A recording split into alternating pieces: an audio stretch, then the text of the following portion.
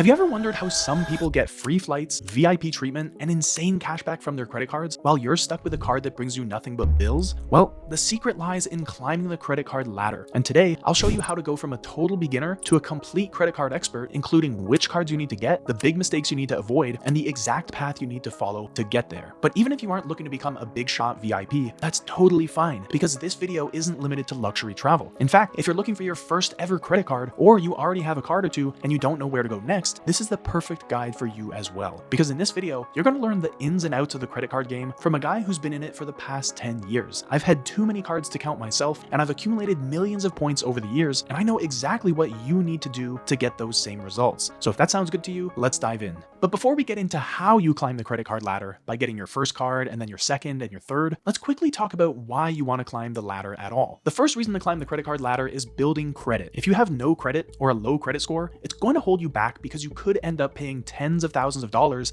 in unnecessary interest payments. Just think about it from a mortgage perspective. Someone with good credit might get access to a mortgage with 5% interest, while someone with bad credit or no credit at all might have to pay 10%. And when you think about that over 20 or 30 years, that's going to cost you a lot of money. But because credit cards are one of the easiest ways to build up that credit, they can save you a huge amount of money over the course of your life. Now, reason number 2 is saving money. Using a credit card is kind of like getting an automatic discount, because depending on the card you use, you get 2 or 3 or 4% back in rewards on the things you buy. In fact, some cards even reward you with as much as 10 to 15% back, which I'll share with you in a minute here. So why wouldn't you take that? And reason number 3, which is the reason that I personally wanted to climb up the credit card ladder, is for travel. Because when you get your first credit cards, they don't come with so many bells and whistles. But as you move up the ladder, you get to take advantage of some pretty incredible travel perks in the higher tier cards. And in this video, that's exactly what I'm going to show you. So let's dive into the individual tiers. So the credit card ladder has 4 tiers. First, the base tier, followed by the beginner tier, followed by the mid tier, followed by the premium tier. So for each tier, we're going to talk about what you want to achieve in that tier, how long you should expect to be there, and of course, which cards to apply for so you get the best bang for your buck. So the first tier we got to talk about is the base tier. The credit score required here is 0 because anyone can get approved for one of these cards. And the type of cards that you're going to see at the base tier are largely going to be secured cards or student cards, because secured and student cards are aimed specifically at people with no credit history. Now, a secured card is a card where you actually need to deposit a bit of money before you use it. It's basically a security deposit, and the amount that you deposit is the credit limit that you receive on the card. And you're probably thinking, oh, how am I going to get anywhere if I have such a small credit limit? And to be honest, you're not. But the point of a secured card is to show creditors that you're responsible and you know how to manage a credit card, not to become a big shot. And that's worth keeping in mind because we're still just on the first rung of the ladder here. Now, the second type of card in the base tier are student cards. And unlike secured cards, student cards don't require a security deposit, but they will have a pretty low credit limit, often something like $500 or $1,000. Because similar to secured cards, you're just learning and building at this stage. And so at the base level, the main thing you want to look for is a card that doesn't charge you an annual fee. So the objective, what do you need to do in order to go to the next level? The most important thing here is learning how to use your credit. We're not going to get caught up in trying to find the best ever secured or student card, because these cards aren't meant to be used forever. They're just getting you started. You're in the base tier to learn things like, how does credit work? How does my statement cycle work?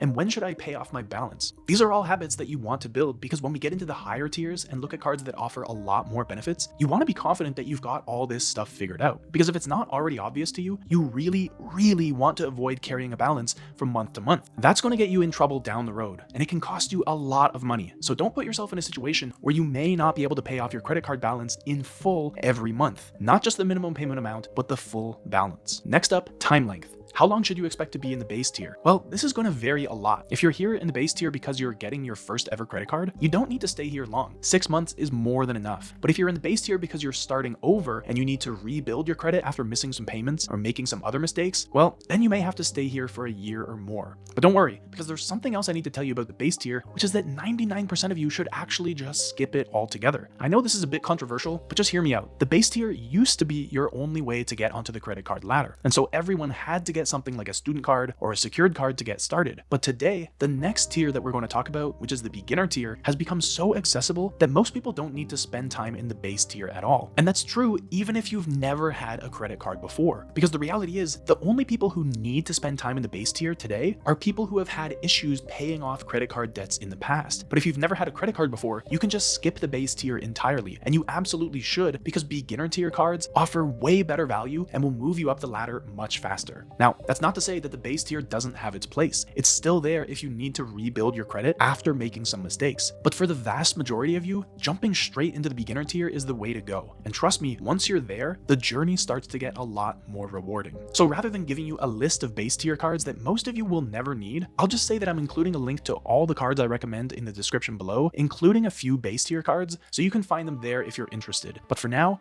let's move on to the beginner tier and start making some real progress here. So in the beginner tier, we're looking at cards with annual fees anywhere below $150 or so. This is the most popular category of cards in Canada, and part of the reason why is that once you start paying for a card, you start getting some really great benefits along with it. But before getting ahead of ourselves, what's the objective in the beginner tier that will help us level up to the next tier? I'd say there are two. The first is learning how to manage credit responsibly, because a lot of you will have skipped the base tier, so this may be your first time ever having a credit card. And that means you're going to have access to money that isn't yours, which may be a new concept to you. But remember, it isn't yours. You're borrowing that money, and so you shouldn't spend it if you can't pay it back. So that's a big lesson you need to internalize here. But the second thing to focus on is finding a card with strong earn rates, because one of the main reasons for getting a credit card is to earn rewards on the money you're already spending. And beginner tier cards typically offer some combination of cashback or points on everyday purchases like gas, groceries, and eating out. And this is where you start to see real value from your spending, something you don't get by paying with cash or a debit card. So the overall objective here is to maximize the rewards you earn while building up a strong credit history. So how long should you expect to stay in the beginner tier? I'd say somewhere between 3 to 6 months, depending on how quickly you prove that you can manage your spending responsibly. But that's not the only thing you want to master in the beginner tier. You also want to deeply understand earn rates across the board, because there's a lot more to them than just which card offers the most points per dollar spent. For example, if 2 different credit cards from 2 different credit card providers both offer you 2 points for every dollar you spend, are the 2 cards equal? No, because one type of points will be worth more than the other. Okay, but let's say that both types of points are worth the same. Then are the cards equal? Again, no, because one card will have a tighter set of restrictions on those points than the other card. For example, one card may give you 2 points per dollar, but only for the first $1,000 you spend. And after that, you only earn 1 point per dollar. And most people don't even notice this stuff at all. So as you can see, this is a little bit more complicated than it seems at first glance. And so the beginner tier is the perfect place to start learning these nuances,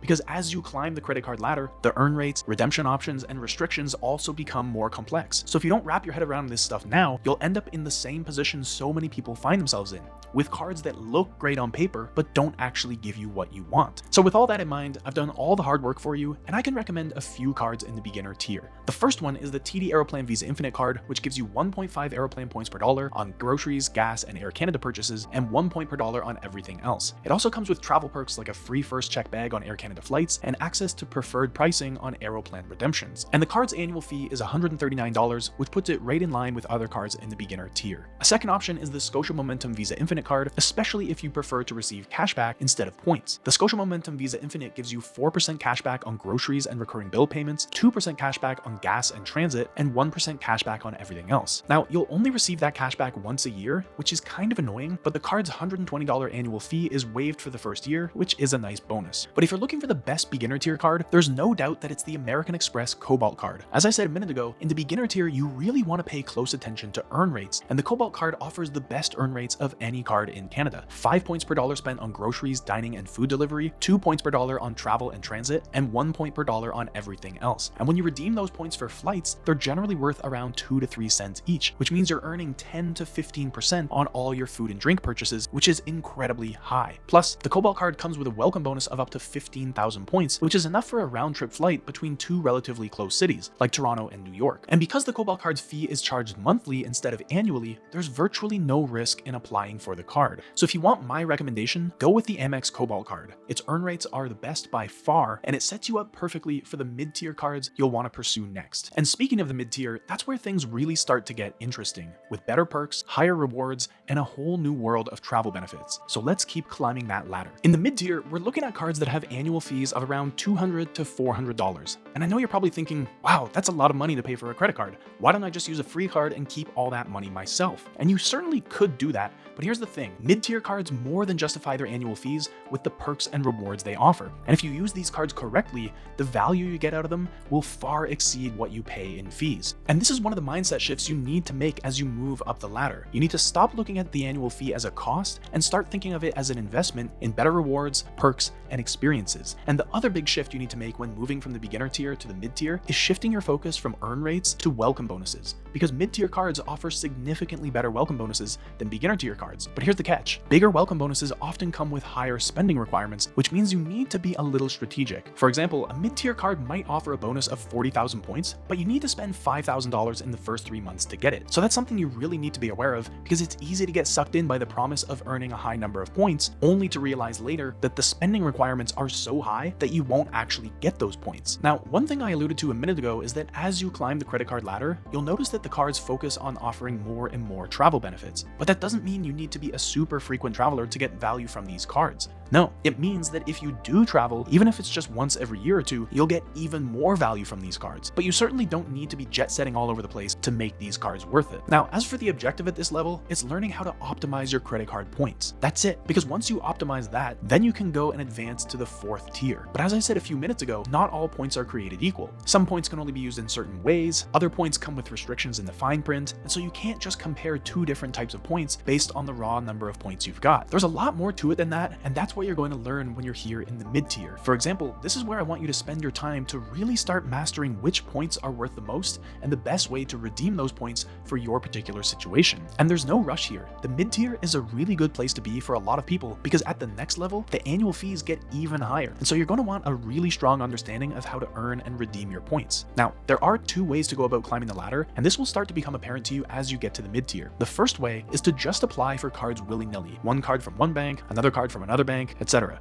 And that's a perfectly fine way to do things. But the second way, which is my preferred way, is to choose one bank or one credit card provider and move up the ladder with them. And there are a few reasons I think this makes a lot more sense. First, when you stick with one bank, you build a relationship with them. And this may sound wishy-washy, but it can really pay off in the long run as you look to get access to higher tier cards, higher credit limits, and other financial products like loans and mortgages. Every bank knows how much a loyal customer is worth, so if they see you've been with them for a long time, they're more likely to approve you for their premium cards and treat you well. The second reason is that when you work with a single bank, all of the rewards you earn will be in the same place. There's nothing worse than wanting to book a trip or make a large purchase and having 5,000 points over here, another 10,000 over here, but not enough anywhere to do what you want to do. But if you've moved up the credit card ladder from within a single bank, then all your points will be in the same place and you can use them a lot more easily. But maybe the most compelling reason to choose a single bank is that moving up the ladder becomes a lot easier, because most banks allow you to upgrade your card rather than applying from scratch. For example, if you've got a mid-tier card from a given bank today, you can often just call them up and ask them to upgrade to the premium tier card, and there's a good chance they'll do it for you. But if you want to get a premium tier card from a different bank, you'll need to meet that bank's requirements to get approved, and if they don't approve you, then you're kind of out of luck. So this is especially helpful for anyone building up their credit score who wants to minimize the impact of having hard pulls on their credit. Now, that's not to say that you have to stick to one bank forever, and in some cases, it could make sense to diversify your cards across different banks if those cards complement each other. But in most cases,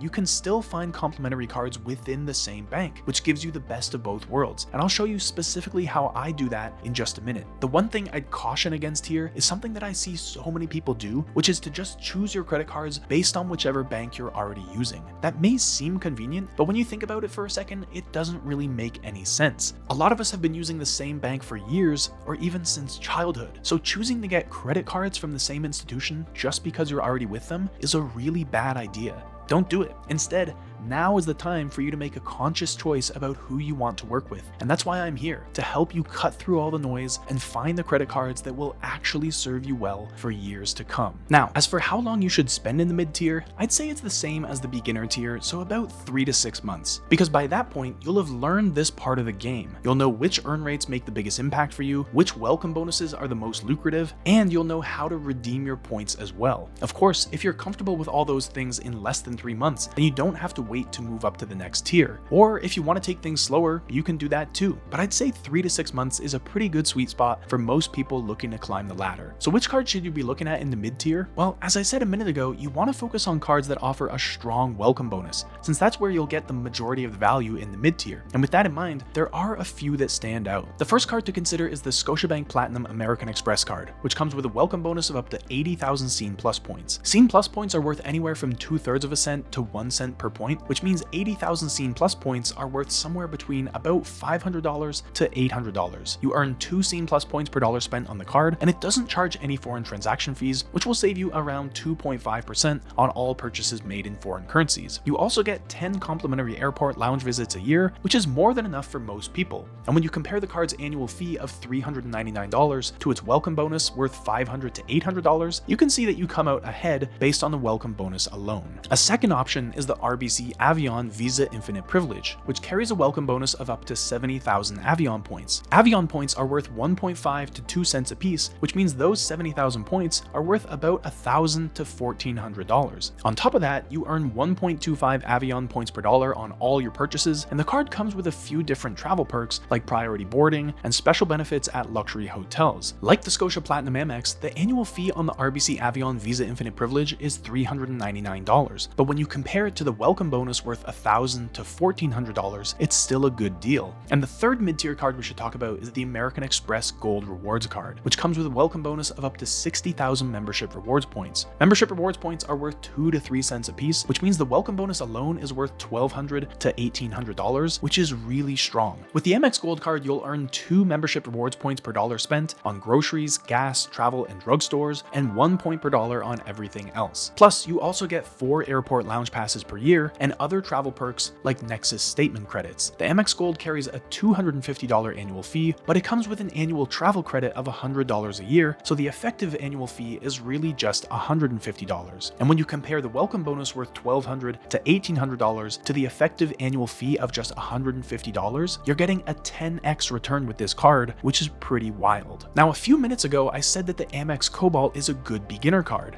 And if you're being really savvy here, what you do is get yourself an Amex Cobalt first, rack up a ton of points through its super high earn rates, and then level up to the Gold card where you'll get a ton more points through the welcome bonus. That welcome bonus on the Gold card gives you up to 60,000 points, which is enough for a round trip flight from Canada to Europe, and you can pretty easily double that with the Cobalt card, which means 2 trips to Europe. This is the kind of stuff I'm talking about when I say we're thinking strategically here. You want to think about not just how to get one card, but how to build an ecosystem of cards. But now we're moving on to the 4th tier, which is the premium tier.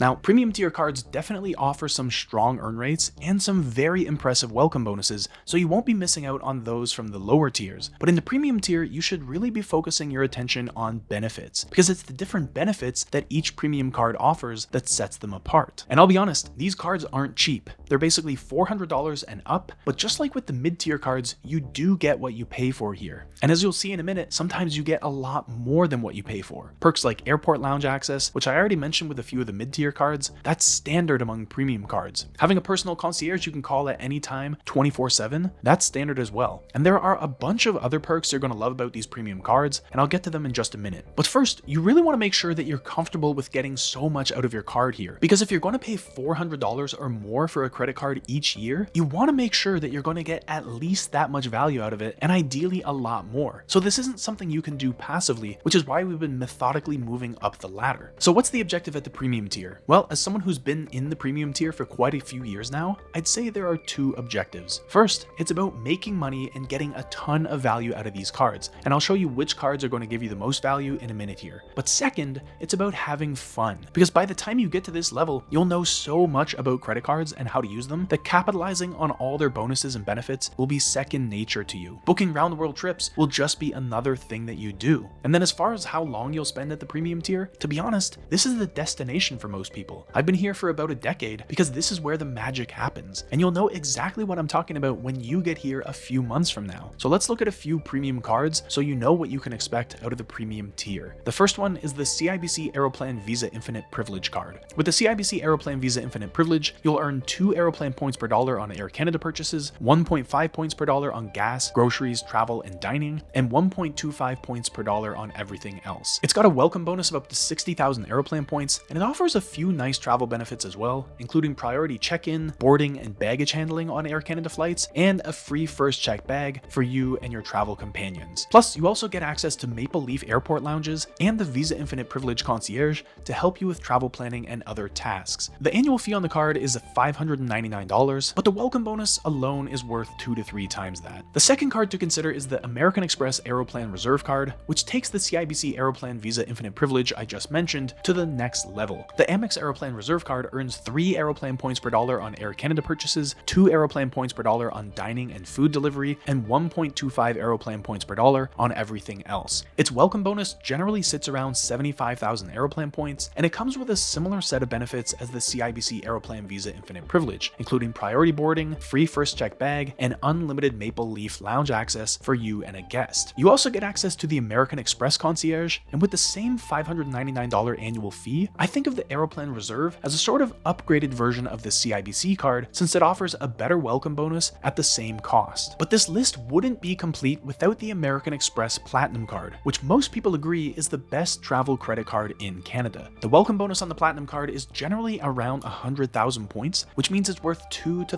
$3,000. The card earns 2 points per dollar on dining, food delivery, and travel, and 1 point per dollar on everything else, so you can rack up points pretty quickly. You get elite status with Marriott Bonvoy and Hilton Honors, which gets you room upgrades and late checkout, and you also get free breakfast and a handful of other benefits with fine hotels and resorts. You get access to the Platinum Concierge, and my favorite benefit of all, unlimited airport lounge access at more than 1,000 lounges worldwide. The annual fee on the Platinum card is $799, but you get a $200 annual travel credit and a $200 annual dining credit, which reduces the effective annual fee down to just $399. And so if it didn't make sense to you earlier, I think you can see how much more value you can get out of the premium cards than you do from the lower tiers. We started off talking about how to save a few bucks here and there, and now we're talking about cards that offer all sorts of hotel perks and unlimited airport lounge access worldwide. Now, technically you could say that there is one more tier above these premium cards, but there's only really one card that would fit there, and that's the American Express Centurion card, also known as the Amex Black card. But I'm not including this as an actual tier here because very few people will ever get that card. First of all, you have to be personally invited by American Express to get a Centurion card,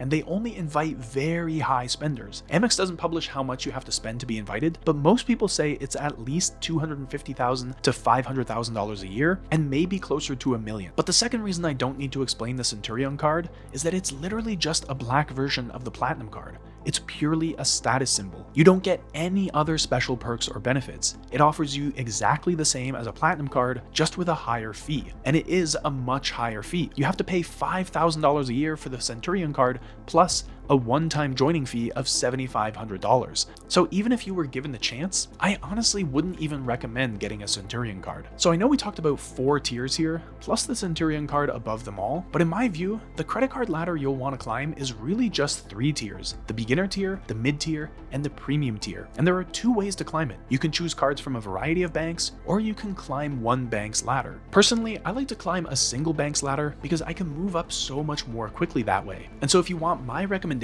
which has been honed by more than 10 years of thinking about this stuff, I suggest going all in on the American Express credit card ladder. Why? Well, I already showed you that American Express has at least one of the top cards in all 3 tiers. And in most of those cases, those Amex cards vastly outperform their peers because they offer better earn rates, better welcome bonuses, and just better benefits overall. So you'll have the highest quality experience by choosing American Express rather than a handful of cards from different banks. And the super easy way to get started here is to get yourself an American Express Cobalt card, which is the Amex card in the beginner tier. Then from there, move up to the Gold card, and then to either the Aeroplan Reserve card or the Platinum card. Personally, I think the Platinum card is the better choice out of those 2, but you can make that judgment for yourself. I've included links to the best possible welcome bonuses on all these cards in the description below. Now, I've already shown you how to move up the credit card ladder, unlock some impressive perks, and turn your everyday expenses into memorable experiences. But there's actually another layer to this that makes everything you learned twice as powerful. It's a simple system that will vault you into the top 1% of points earners in Canada, yet most people never discover it at all. So to learn how to earn hundreds of thousands of points in the next 12 months and get access to vacations you never thought possible, watch this video next.